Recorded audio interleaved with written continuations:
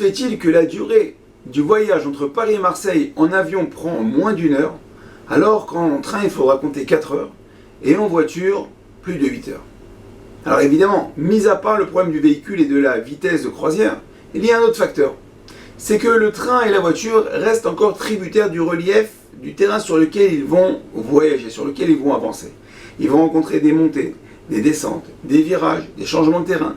Toutes ces choses-là qui vont rendre le chemin et le voyage plus difficile et plus long.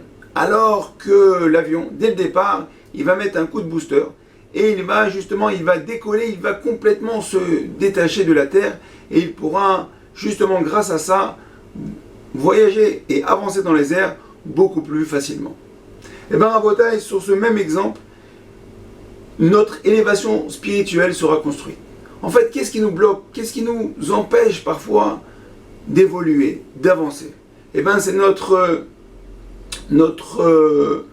fait que nous soyons liés au matériel. Alors, chacun a son petit etc.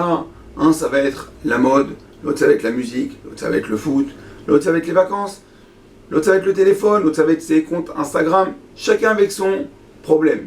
Mais chacun sait et doit savoir en tout cas ce qui le freine, ce qui l'empêche d'avancer, ce qui l'empêche de lui dire non allez, j'avance, non je fais Shabbat, non je mange plus comme ça, non je n'écoute plus ça. Bon, mais il faut savoir que plus nous sommes attachés, tant qu'on reste lié au matériel, alors le chemin est beaucoup plus difficile et nous empêche d'avancer beaucoup plus haut, beaucoup plus loin.